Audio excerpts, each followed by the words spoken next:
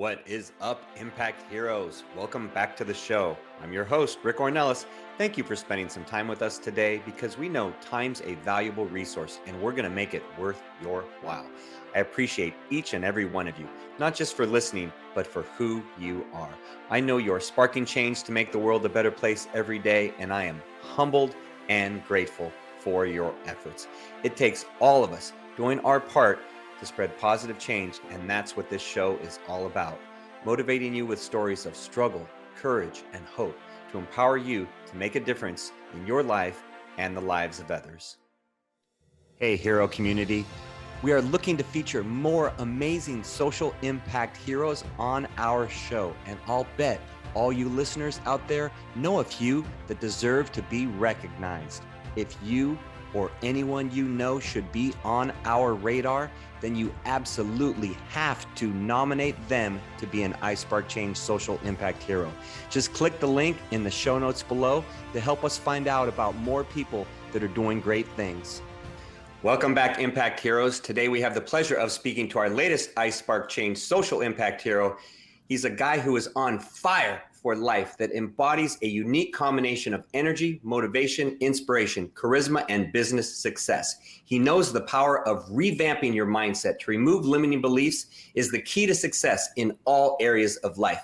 He's a value-based and high-energy keynote speaker, performance coach, entrepreneur, online brand exploder, master elevator, breakthrough manufacturer, host of the record-breaking Cls Experience Podcast, and a rising thought leader. He's a born and raised New Yorker with a tough as nails mindset, who is an overall juggernaut in all facets of life. Please welcome to the iSpark Change Podcast, the one and only Craig Siegel.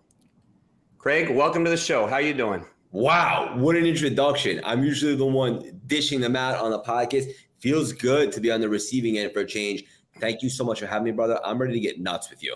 Okay, cool. Well, I am as well. And I have to owe you your props for turning me on to that type of introduction. So I have to say, in listening to your podcast, I love listening to, that's one of my favorite parts, honestly. I mean, the podcast episodes are chock full of nuggets. Okay, that goes without saying, you know, because the guests you have are great. But I love hearing the intro every time because I'm like, all right, what's he going to say about this person? Like, what's coming out next? So I do appreciate that. So well, I wanted to give back. Thank you so much. I'm glad to have you on your toes with those. It's fun. You know what? Just to give a tangible tool for the audience real quick, like when you do something like that, it shows effort. And right away, you're able to build a connection and build rapport right out the gate. So for anybody listening, it's good. Go the extra mile. Yes, extra mile is never crowded, as they say. Yeah, you always want to go there.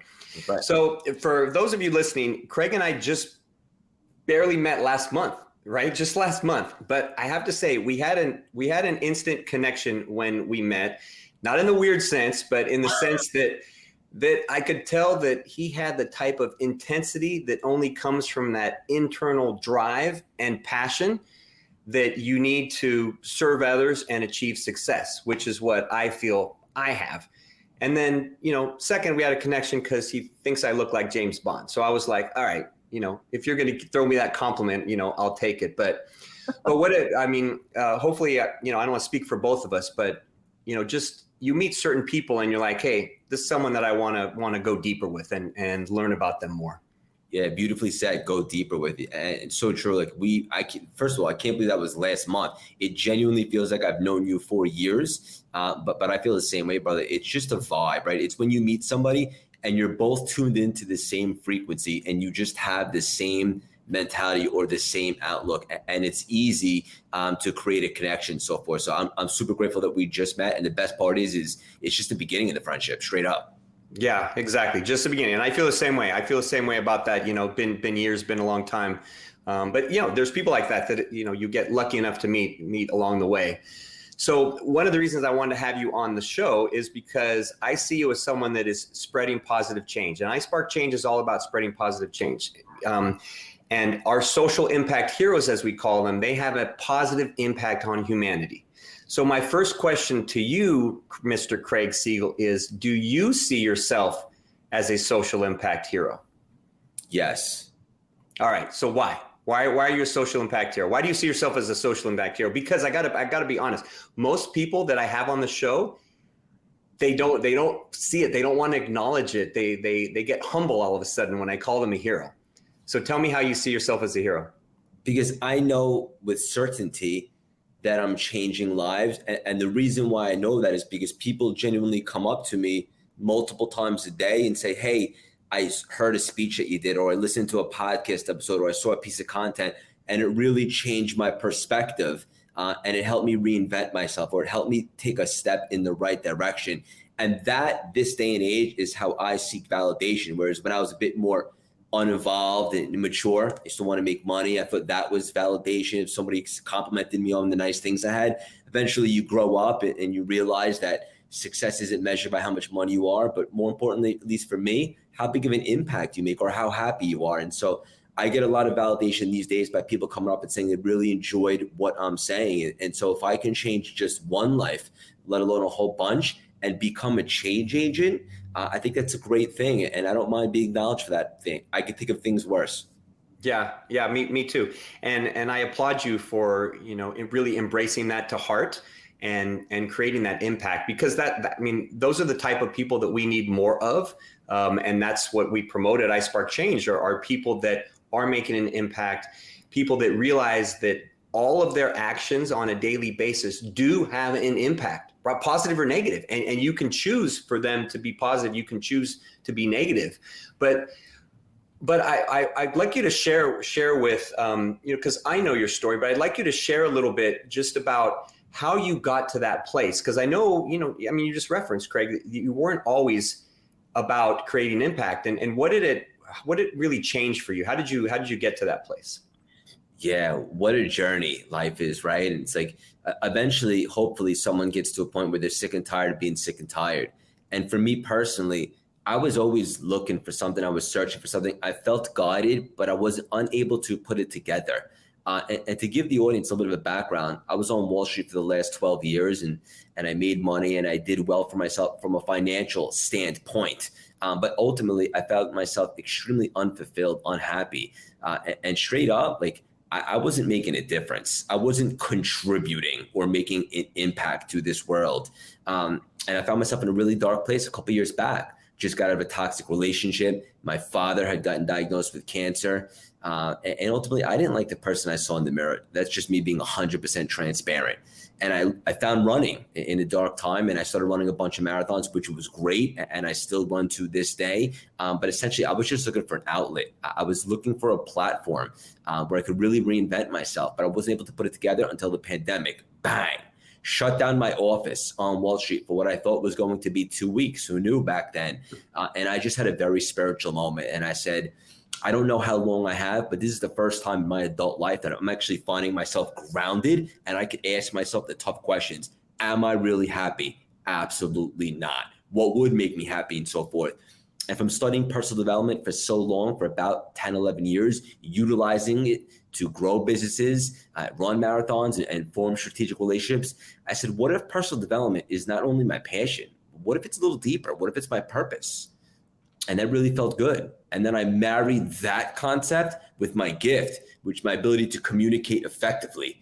And I came up with the idea for Cultivate Lasting Symphony, or CLS, a play on my initials. And I don't want to be the next Tony Robbins. I want to be the first Craig Siegel. And for the first time really in my life, I had this big grand idea that felt so aligned. Like it was like, of course, like the writing was always on the wall. And although I had no experience with the online business space or anything like that, I knew I was committed enough and resourceful enough to figure out what didn't work and take a real crack at this thing. And I burned the ships, as they say. I went all in, and I'm very humble to say it has absolutely exploded. I sold my business on Wall Street. This is it for me in some capacity for the rest of my life. And the message here that I'd like to share with the audience is, when it comes to reinvention, it doesn't have to necessarily be a pivot in your career. Maybe it's an upgraded identity. Maybe you change who you're going to show up as in this world. Not so much as what do you have to do, but what do you need to be to attract the life that you desire, all the abundance. How can you be available? How can you become a match for all the abundance out there. And so, and that starts with your self-image and your identity. And I really upgraded that. I took a real swing at this thing, and we were off to the races, and I'm never looking back. Yeah, that's a phenomenal mindset to have. And I understand when you talk about, how you revamp your mindset, because it really all starts up here, and, trying to be the person, the best version of yourself, or the person that you want to be. And one of my mentors told me years ago, a great question that I ask myself frequently. It's if I'm looking at, how I'm going to respond to a situation, or how I'm going to act in a situation, he said, ask yourself, what would the person I want to be or need to be do in this situation? So if you're like, oh, hey, how am I going to accomplish this goal? Well, what would the person that you need to be do in this situation, right? They're going to go and they're going to make more sales calls, or they're going to go and they're going to pick up the phone and build that relationship. They're not going to be the person that, hides in the corner. And when you see it from kind of that outside perspective, I guess, instead of, inside your own head, I know that's been powerful for me. Has that ever been something that you've done, is try to look at yourself from an external viewpoint? I love that, buddy. And it's something that I've been really big on lately, and maybe not apples to apples, but the same concept, right? Like, again, not what do I need to do, but who do I need to become? What would the highest version of me do in a situation like this? How would the highest version of me show up today, right? What would be the quality of my thoughts? What actions would I take if I was emulating the highest version of me possible?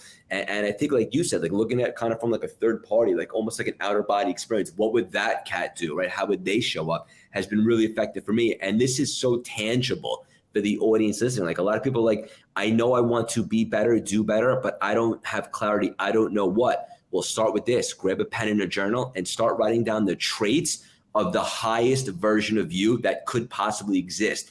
What would they do? How would they act? How would they think? And start chasing that person. And eventually you're actually going to run into and become that person. And then you are truly limitless. Yep. And that's how that's what it took me a long time to figure that out. But I journal that, just like you're talking about. I write that in an annual vision and everything of what I want to create for myself in the year. And it's a phenomenal practice. And as the years go by, it just get better and better. So that makes me think of a question for you, actually. So you said that for like a decade, you were looking into personal development and everything, and you were kind of studying these things, but it didn't really crystallize until 2020, until, like March, April of 2020. So, for me, it almost seemed like when I met you, like you had just been kind of learning at a feverish pace all, just recently in the past couple of years, but it's more of that compounded effect that, we hear others talk about. I know David Meltzer was talking about that when you interviewed him, about that effect of that, those little actions over time. So do you think it was timing, or just you had finally gotten to that point where you had learned so much that it was bursting to come out, or what do you think it was for you? So let me be very clear. The lessons that I learned, that continue to learn in personal development, I utilized for the last 12 years. For example, when I got to Wall Street, I was a fish out of water. I just got out of college. I had no confidence. Somebody that I learned from personal development how to model, in other words, like how would they show up, was James Bond. No coincidence there. Probably why I was attracted to you right out the gate. And ultimately, I learned all these tools, and I was able to apply them in life to have confidence, to make more money, to form great relationships, to approach the pretty girl at the bar, to go from not being able to run 4 marathons the next year. So I utilized those. The big grand awakening in the beginning of the pandemic / lockdown was this. I realized that those weren't just tools for me to apply in different areas of life. Being mentally fit and personal development was actually why I'm here, to package it up and deliver it, to make it transferable to the world. And then I put that all together, and I never felt so alive. And to be honest with you, I never felt so at ease, because this is so natural to me. So it wasn't that I wasn't learning it or applying it. It was just that I realized that it was much more than a hobby or a passion. It was truly my purpose. So it's the perfect segue for us, because as a social impact hero is actually an acronym that we use on the iSpark Change podcast. And the H is that you honor your purpose. And you've what you were just describing is that you are honoring your purpose to a T, that, your purpose that defines you for who you are, how you show up in the world, why you do what you do. And that now you're honoring that every day. So you check that box for the H of the social impact hero. That's awesome. So tell me, Craig, do you believe that you purpose is something that you can create on a daily basis, or that you have to have that light bulb moment? Because I'm hearing a little of both in what you're saying. Which do you think it really is, or is it both? Yeah, I think that you can look for what your passions are or what you're really good at all day long until you're blue in the face. But when you have a strong why and you really feel called or guided, you have to raise the volume of that voice and really lean into it and go all in. And for me personally, I didn't know what that was for years. I thought it was Wall Street. Then I realized it definitely wasn't, but that's where I was at the time. It was a season. I knew I loved running, but I wasn't trying to be a professional runner or anything like that. It was just more of an outlet, an arena to be a gladiator, and so to speak. But ultimately, when you really find a why and when you find purpose, I think that has to come to you like an intuition, like you feel in your soul. And when you do feel that, because everybody will at some point, you just have to step your foot on the gas. And like I said, really raise the volume to that voice, so to speak. And ultimately for me, I had been miserable for so long. I just didn't tell anybody about it. I was suffering, and I have no one to blame but myself, because I chose to stay stuck and not make the tough choices to reevaluate. That's on me, 100%. I take accountability. But when I realized that I had a choice, right, that I can be anybody I desire to be, I can use my skills and kind of channel them and give back and so forth and have fun, and combined making an impact with making a lucrative living and so forth, then it all came to me as my purpose. Like, I want to help everybody become unstuck, to reinvent themselves. And again, not just a career, but upgrade their identity and so forth. So when it comes to a really strong why/purpose, I think that's something that's really you have to feel called to, and then you got to lean into it once you find it. Yeah. So I think the answer is really, it's a little of both. And for most people, well, I won't say most people, but I will say a lot of people, and I know, I was one of them, you're saying you were one of them for many years, is that we don't necessarily listen. We don't necessarily hear that call or want to acknowledge that why. We're not available. Yeah, we're not available to it. And then we end up, going through, a season for, you 10 years or me 20 years or whatever it is. And then we get to that point, that turning point where, you can say whatever it is, the stars align, or that why crystallizes, but that's where you really kind of turn the corner and start living in that purpose. Yeah, you nailed it. But like you said, and I just want to stress, you have to be available, right? You have to be a match for great things to happen. You can't operate in ego or out of your subconscious all day in a negative frequency and expect good things to materialize. Mm-hmm. Right? And something that I actually posted today on social media is you don't manifest what you want, you manifest what you are. So whatever it is that the universe is serving you, it's just feedback. And if you don't like what it is, it's an opportunity to go in and to really fix your frequency and change the way you're showing up, change your vibration. It's a vibe, and you have to be available for all the good stuff to come. And if you're not, it's okay, but you have to be self-aware and you can change it. But great things aren't going to happen until you really have acceptance and then become available for all the abundance. Yeah, which is, you're obviously having great abundance with CLS. And so I've read Craig, where CLS represents faith, transformation, a way to revamp your mindset so you can fulfill your own destiny. So I originally thought, when I first met you, I saw CLS Experience. I'm like, oh yeah, that's his initials, which, I guess you said it is a play on, but tell me, what was really the genesis of coming up with that name? Like, I think of, this is where iSpark Change came from, but what was really the genesis of the CLS Experience? I'll tell you exactly. It was the beginning of the pandemic. The idea came to me. I'm a very decisive cat. So once this all kind of started to come to fruition, I moved fast. And I literally remember the very next day, once I really started to put this together inside my head, I had always loved the word symphony. Why? Because I'm a strange cat. And I know you're going to ask me about this too. I just always like the word. When I think of symphony, I think of like an orchestra, like all playing in tempo, just like in sync. Mm-hmm. And cultivate lasting symphony. To me, it just meant it's more than just watching a Rocky movie and get inspired for 2 weeks. It's like really reinvent your identity for life. And so it also happened to be a play on my initials, Craig Siegel. I just thought it was a good idea. I remember sprinting to the bench in Central Park, stopping my run, running to GoDaddy.com because I know everybody was on a waiting list to get Cultivate Lasting Symphony.com. Said no one ever, but I grabbed that. And that, but I'll tell you this for the audience, like, guys, that little move right there, just grabbing the website gave me so much momentum because now it was tangible. It's like, wait a minute, I just paid for this domain. It's go time. Mm-hmm. What else can we do? And I started to stack momentum and good opportunities and good experiences. And the wind was really at my back. So that's really how it came to me. I'm a strange cat, always loved the word. It was a play on my initials. But don't underestimate how something so small, like getting a logo, right, or coming up with the name, how much momentum that could really give you. Yeah, I totally get it because I've been there. I was there just around the same time with iSpark Change and developing the logo and buying the websites and the domains and everything. And it all starts to come together. And it's just like one thing after the other. And you're like, oh, the universe is behind me. Like, this is what I'm supposed to be doing. And God is on my side. And it all works. And that rolls us right into the E for Hero, which is engages their audience in their mission. And you've been doing that with the podcast. You've been doing that with your membership and everything.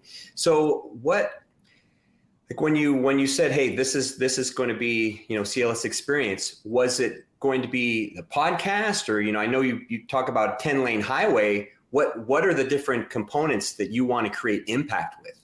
Yeah, so I don't want to be a one-trick pony, right? I wanted to really build this thing out because if you're going to think, you might as well think huge. Like, think so big that it makes you feel uncomfortable. So when I thought about it, I thought of it like a 10-lane highway, so to speak. And like each lane represented something else. For example, the podcast, the community, the membership, the masterminds, the one-on-one coaching, the keynote speaking, the show with Meltzer, which just got greenlit for Apple TV. There's so many different components, so many different lanes. And it was important to me to really grow them all out, to be able to make the biggest amount of impact possible. Some people listen to the podcast might not be in the membership. Some people in the membership might not be at the audience when I'm on stage delivering a keynote speech. So I really wanted to be able to attack it all, to just spread as much light, energy, enthusiasm, and positive nuggets as I possibly can. And I don't want to rely upon one lane. I wanted to really build this thing out to the biggest capacity. Yeah, and I think you've definitely done that. And, I've seen the benefits of that and seen the impact, the impact that you're having on a big scale. I know the podcast had just reached a million downloads, I think, on the podcast. So congratulations on that. Thank you. Yeah, that's big. Hopefully by this episode, we'll hit the million because of you being on the iSpark Change podcast. So obviously if you're gonna create impact, okay, you gotta have that internal drive we talked about, but it doesn't happen without the day-to-day grind. All right. The day-to-day grind, those little things that the miles that you're running, those get you to the marathon, for example. So what are some habits that you have for success that help you to create such a big impact? I'm so glad that you brought that up, brother. And don't be fooled for the audiences. I imagine you have a lot of entrepreneurs and people that want to, have personal development and reinvent themselves. Like, there's a lot of pictures or videos of influential figures like working from Tulum on a laptop. It did not start like that. Make no mistake about it. Ask Walt Disney, obviously the late Steve Jobs, all the greats that started something truly iconic and special in the beginning. It requires a ton of time and energy, but it's not a sacrifice, it's an investment, right?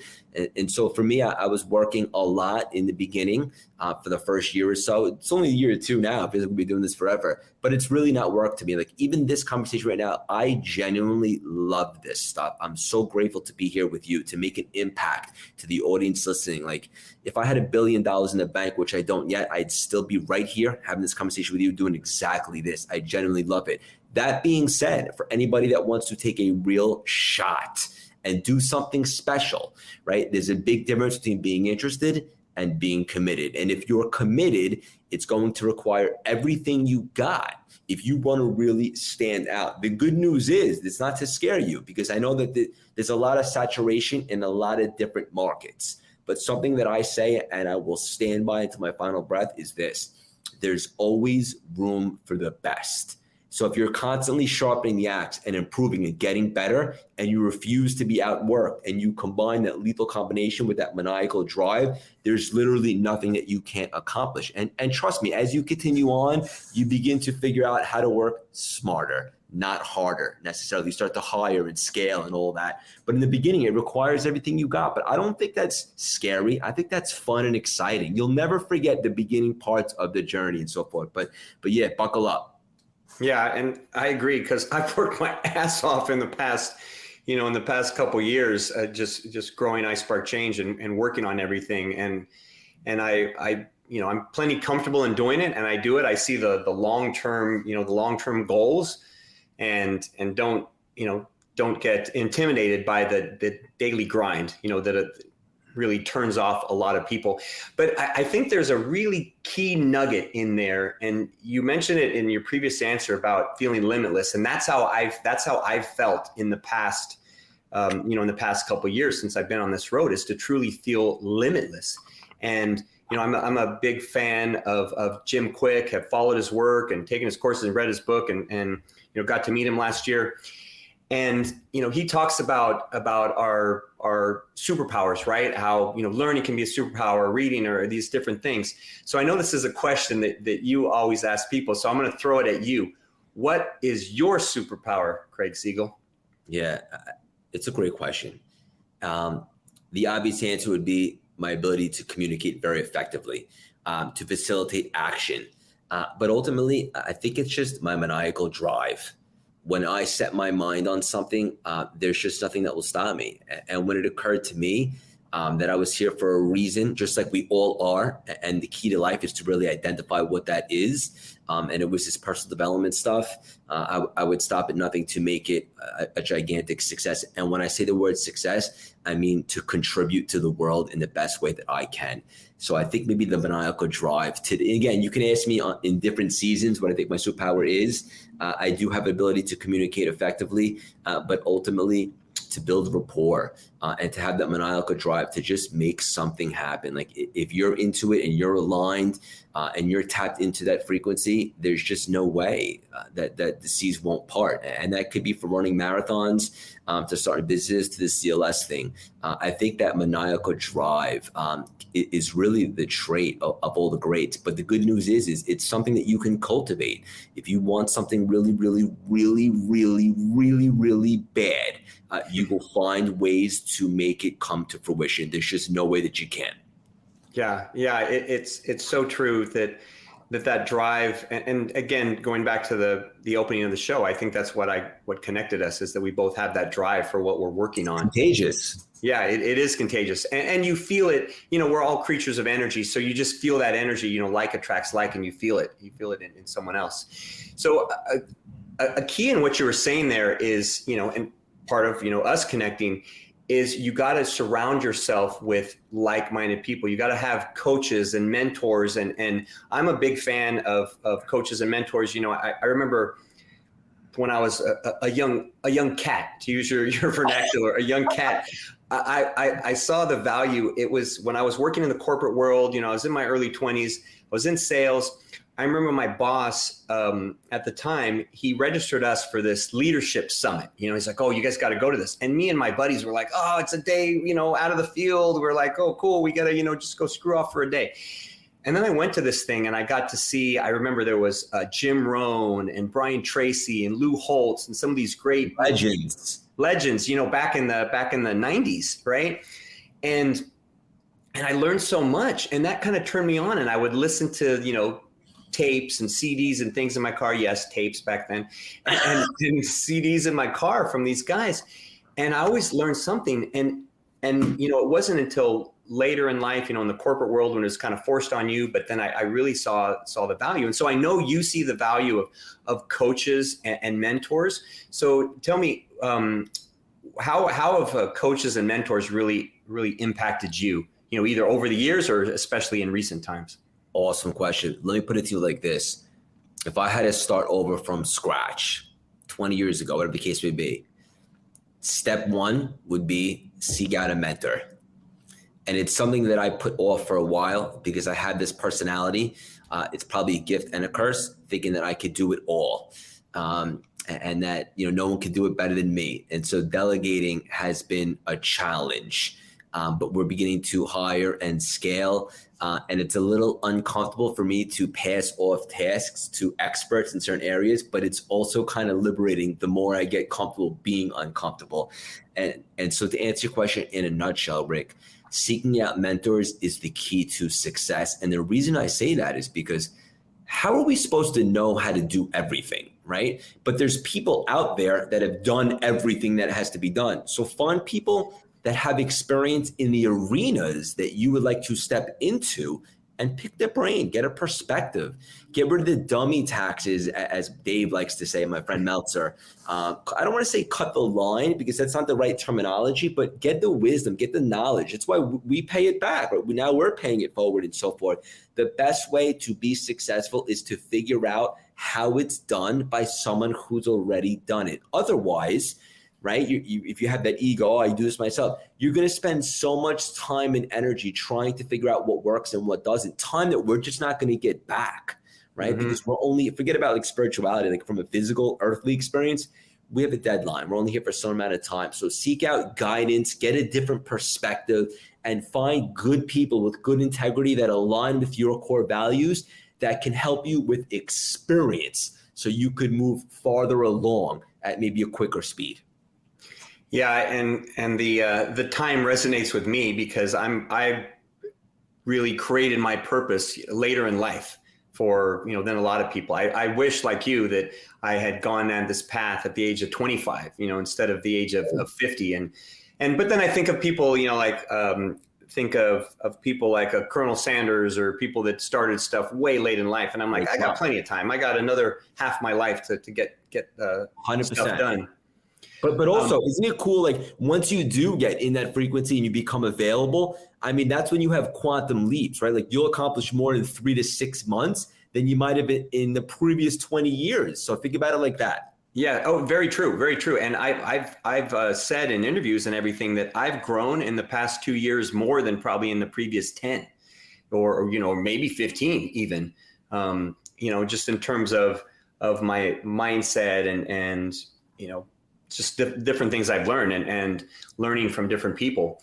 Yeah. So I think something that's really interested in learning. I knew you said you have struggled with delegation, and it's interesting because I've worked with small businesses for years, and that's always a challenge for the leader is the delegation and kind of giving up control. That's always something that people struggle with, and I have myself when I've been in leadership roles.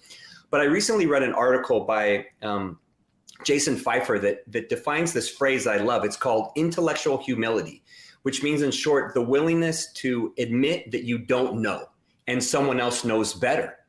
And so I think what you're talking about is really that intellectual humility. It's realizing that there's a gap between where you are and where you want to be, and that others can help bridge that gap. And I think, from what I've seen from, your content in the short period of time is that you're really maximizing that, like with some of the people that you've had on your show and that you're collaborating with, like David Meltzer, that you're really trying to bridge that gap and shorten that learning curve. That's right. To get things done. 100%. And 2 years ago, that version of Craig wouldn't have done that. He would have spun his wheels and tried to figure everything out. But I'm evolving and I'm working on myself each and every single day. I'm significantly more improved than I was 2 months ago, and hopefully not even in close to where I'll be 2 months from now. And the reason I was able to do that, Rick, is by putting your ego aside, because like you just said, but a little bit differently worded, is we don't know what we don't know, right? But just the awareness to know that I don't know everything, but there are people out there that might know more than me in certain areas, not because they're better, just because they're further ahead, and that's okay. And if we don't seek out their mentorship, the joke's actually on us. So I've discovered that maybe a little bit later than I'd like to admit. But the important part is I have discovered it. So like when I have all these big jugs, short for juggernauts on the podcast, like, yes, I want to provide the audience with unbelievable content, but also selfishly, I want to learn from these cats. They've obviously done something really, really right. So like you can even tell, like when I have these conversations, like I'm genuinely asking questions, not only for the audience, but so that I can improve as a human being and become better. So I can take that knowledge and wisdom, pour it back into the community and so forth. But yeah, mentorship is key, brother. And like you said, I don't know what I don't know. And now saying it, it's actually kind of liberating. Yeah, it is. And I've learned a ton from all the guests. In the short time I've had the podcast, just a few months, I've learned from every single guest I've had on here. I've taken away some nuggets from each of them. Yep. And it's, it's like you said, selfishly, it's a great value to do something like this.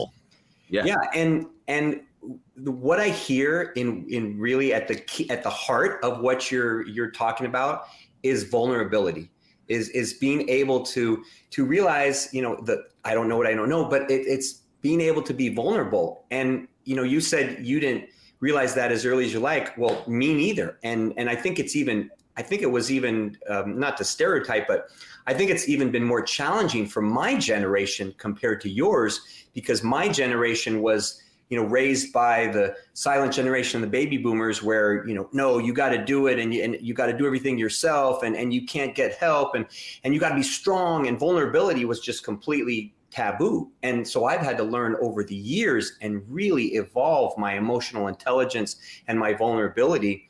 And I think you're in the same place of you're going through that evolution of, vulnerability and emotional and EQ. Really. Yeah. And I got to tell you, like I use the word liberating, like it really is a superpower to be vulnerable. Mm-hmm. I think it's sexy, if I'm being honest. The episode that I dropped last week with Amy Purdy, which I know you love, the title was Vulnerability is Sexy, because when someone has the courage to be that real, raw, and authentic and open about some of the things that maybe aren't so pretty, right? Like that's sexy. Like that means that they're owning it, right? And it's not always easy to be vulnerable, but the more I do it, the easier it becomes. And the reality is none of us know it all, right? That's why every mentor has a mentor. And I imagine a therapist has a therapist, right? Tom Brady doesn't just walk on the field, like he has a coach. So we have to surround ourselves with people like that. And once you understand that it's only for the good, that's when doors really begin to open up for us. Yeah, and I will say that I agree about the vulnerability being sexy, and I'll give you two examples. One is that's one of the things that attracted me to my wife, Tanya, 28 years ago, whenever it is that we met many, many years ago. And, why we're still together is because she is completely open about who she is. And that's one thing that, not just me, but everybody loves about her. And then in our relationship, I've noticed that the more open I am, the more vulnerable I am, that's improved our relationship. And not just with her, but with, my mom or my sisters or other friends, that those relationships just flourish. Yeah. And so, yeah, it definitely is sexy. I agree with you. It also helps form and create more of an intense and stronger connection, whether it be the audience or your partner or anybody, because it builds trust. Like you have the courage to really be you and put it all out there, so to speak. People respect that. Yep. People respect that. And then so kind of moving along with our acronym, the R for hero is that ripples their message to spread positive change. And that's because our mess is our message, and all of our life stories have the beauty and the flaws, what I call flawsomeness. We're all flawed and awesome. And that it's our duty to share those lessons that we've learned along the way to help others along their journey. And I know, I've heard that in some of the things that you share, is that you're rippling out that message to others. So, I obviously see you as someone who is spreading positive change, someone that is a hero, as we've defined, that you are hitting all those areas. The final one is really caps off everything, and that's opening your heart to the world. And I think with what you're talking about, being vulnerable and really, learning from where you've been and where you're getting to, that helps you to connect with people on such a deeper level with your heart and soul. And that connection is going to withstand, time and just go on forever. Yeah, thank you so much, brother, for that acknowledgement. And I see you do the same thing. And again, one of the many reasons why we vibed and connected intimately right out the gate, and why we formed a really good friendship so fast. And it's so true. When you open your heart, like, love is the strongest emotion, right? And I used to think that was such a cliche and a little bit corny. And now the joke's on me, because it really is. And when you open your heart, and look, not everybody's going to be on board, right? I'm not everybody's cup of tea or glass of whiskey, and that's okay. But when you really lead heart-led, so to speak, it really just, it changes things and just makes it so much more passionate, vulnerable, intimate, and so forth. And it really drives home the connection. And I see you do the same thing. Well, thank you. Thank you. That really does mean a lot. I really appreciate that, brother. Thank you so much. So one question I always have to ask every guest is, we've coined a term called spark moment. And a spark moment is some moment in time where someone impacts your life, and that impact has the ripple effect that goes on far beyond. Now, you may impact someone else's life. I know at the beginning of the show, you talked about that, how people are telling you you're creating impact, and that's great. But I want to hear, what's been a spark moment that where someone along your journey has done something that has really created that ripple effect for you, really has had a big long-term impact? Yeah, it's a great question. I think there's been many different experiences that come to mind where somebody said something and I really took it to heart and led with it. Like, for example, when I got to Wall Street, I remember my first boss taught me discipline, right? And how to work hard and embrace that. And that there was nothing that you can't achieve if you're willing to pay the price. But ultimately, something in the pandemic happened spiritually. And I can't really describe all of it, but I just became really motivated by death. And I know that sounds so weird, but ultimately, I just realized, like, I had this moment that life is really unpredictable. And it occurred to me that we really are here for a reason. Each and every one of us have individual gifts, and we all have a purpose. And at the end of the day, like, you don't only want to make an impact and contribute, but I imagine all of us want to leave some sort of legacy, right? That doesn't mean like notoriety or fame, right? Maybe you want to contribute to foundations and be anonymous, whatever the case may be, but you want to do something that you could be proud of, that your kids could be proud of, or whomever, whatever the case may be. And ultimately, I had this real big, deep realization that we're not going to be here forever.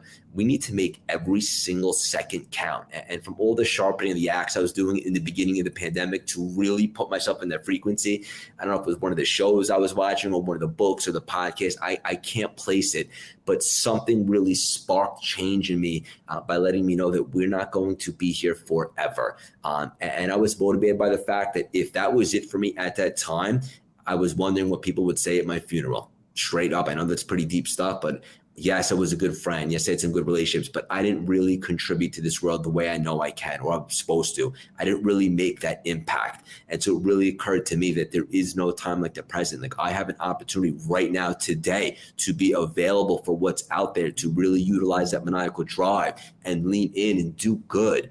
And just understanding that we're not going to be here forever. Most people don't realize this until it's too late, or until they get sick or something like that. But I had this realization that we're not going to be here forever. And we literally need to make every second count and do as much as we can to contribute to make that impact. So I'm not sure where it came from, but that moment in the beginning of the pandemic / lockdown really sparked change in me and who I was about to become. Yeah, that is an eye-opening moment for people. And I would say, I've had that at a couple times in my life where it really motivated me to change. And then sometimes I didn't get the message. And I think God sometimes turns up the volume if he's trying to tell us something and we don't get the message. And then, you get it again in a different way, and you get it a little louder here. And originally it was with a major car accident where I nearly killed my family that all our listeners know about, about 20 years ago.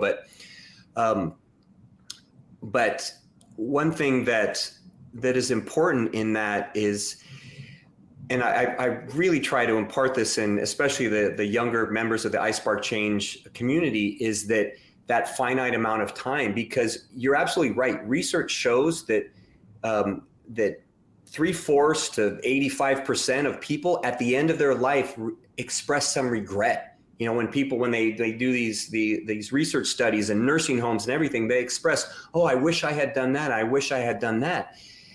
And I realized that I don't want to be that person, that I want to be the person that when I get to the end, then I'm like, okay, I don't have any regrets. I impacted, the way I could. I lived the best possible life I could. I did everything with the gifts that I was, that God had given me.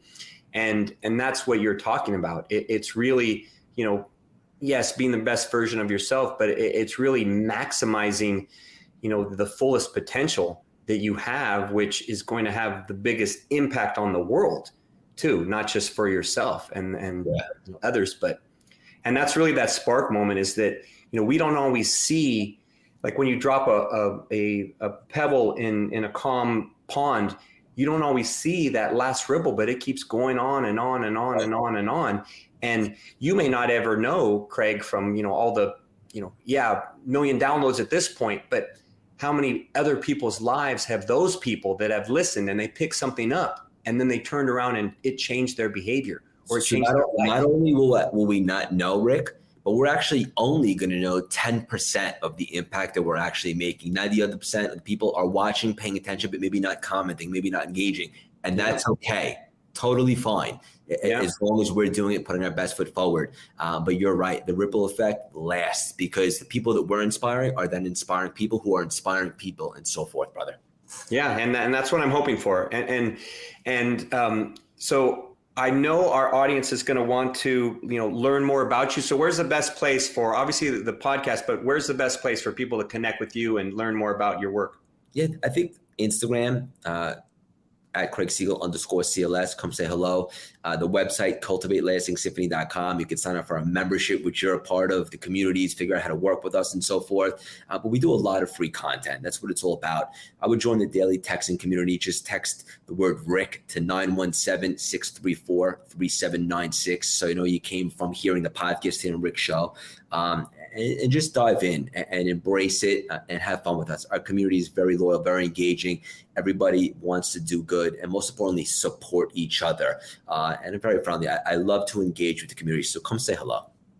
Yeah, and we will put all that in the show notes. And I have to agree with Craig. The community is very supportive, and I've seen that in just the short period of time that I've been a part of it. So that's why I was like, I got to be a part of this and learn more. And it's delivered. So it is, that lane is flowing down the road very nicely.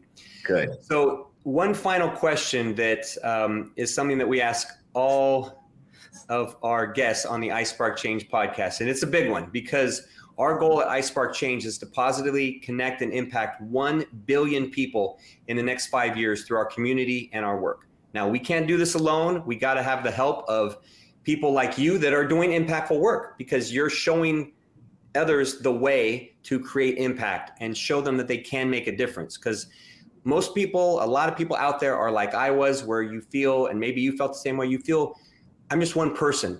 How am I changing the world, right? Or am I making an impact? Or maybe they're just not living their why and they're not on that right path. So we value your thoughts and your opinion as a social impact hero. So I'd like you to look into our crystal ball here, Craig Siegel, and tell us, what can the world become if everyone starts living their purpose and believing that they can have an impact on our global future? In a word, limitless. Well said. It's as simple as that. Limitless. Well, I thank you so much, Craig, for taking time today to share your heart and your wisdom with our audience. You came in, you over-delivered, as I knew you would. Your passion, grit, and fire, as you like to say, for life are infectious. You are humble, generous, and you lead with a heart of service and gratitude, which tells me you will continue to have success in all facets of life. So the best is yet to come for you, my brother. Thank you so much for having me, brother. You're an awesome interviewer. I thoroughly, genuinely enjoyed this conversation. Thank you so much, brother. Love you, buddy. All right, you too. Thank you. Thank you very much, Craig. All right, Impact Heroes, it's our stories that connect us all. We loved hearing Craig's today. Craig Siegel, you are not only an inspiring and amazing human being, but you truly are an iSpark Change social impact hero. Remember, Impact Heroes, every positive action can be a spark moment that has a ripple effect that spreads far beyond the initial act. So go out there and spark change. Don't forget, if you enjoyed this episode, then please smash that 5-star rating on iTunes or Spotify and leave a review. We value your comments and we want to hear from you in the community. Thank you for listening. God bless you, and we'll see you next week on the iSpark Change podcast.